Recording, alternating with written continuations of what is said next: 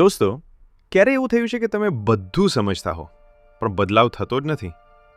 તમે કહો છો કાલથી વહેલું ઉઠીશ, કાલથી એક્સરસાઇઝ, કાલથી ફોન ઓછો, પણ કાલ આવે છે અને બધું એ જ રહે છે. આજે ડે 7માં એટોમિક હેબિટ્સ એક બહુ મોટું સત્ય કહે છે. તમારી પ્રોબ્લેમ ડિસિપ્લિન નથી, તમારું એન્વાયરમેન્ટ છે. આ વિડીયો અંત સુધી જુઓ, કારણ કે કદાચ તમારું જીવન બદલાવાની ચાવી તમારા રૂમમાં જ છે. એક છોકરો હતો, નામ માની લો રાહુલ. રાહુલ ઇન્ટેલિજન્ટ હતો, ડ્રીમ્સ મોટા હતા, પણ એક પ્રોબ્લેમ હતી. દરરોજ અલાર્મ વાગતો, સવારે 6 વાગે, પણ ફોન હાથમાં જ હતો. અલાર્મ બંધ, ઇન્સ્ટાગ્રામ ઓપન, અને 30 મિનિટ ક્યાં ગઈ એ ખબર જ નહોતી. રાહુલ પોતાને જ કહેતો, મારામાં વિલ પાવર નથી, હું લેઝી છું. એક દિવસ એને એટોમિક હેબિટ્સ વાંચી, અને એક લાઈન એના મનમાં ઘૂસી ગઈ. You don't rise to the level of your goals, you fall to the level of your systems. એને સમજાયું, હું ખરાબ નથી, મારું સિસ્ટમ ખરાબ છે. પછી રાહુલે એક નાનું ચેન્જ કર્યું. ફોન બેડથી બહાર, અલાર્મ ડોર પાસે, રૂમમાં ચેર પાસે બુક. વિલ પાવર 0, એફર્ટ 0, પણ એન્વાયરમેન્ટ બદલાયું. સવારે અલાર્મ બંધ કરવા ઊભો થવો પડ્યો.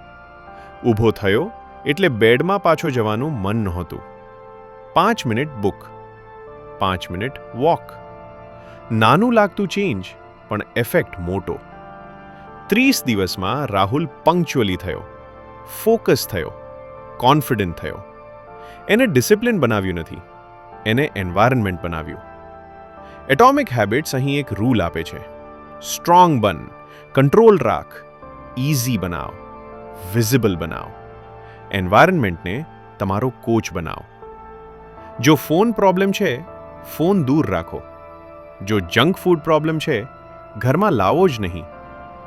જો લેઝીનેસ પ્રોબ્લેમ છે, રૂમ એવું બનાવો કે મૂવમેન્ટ ઓટોમેટિક થાય.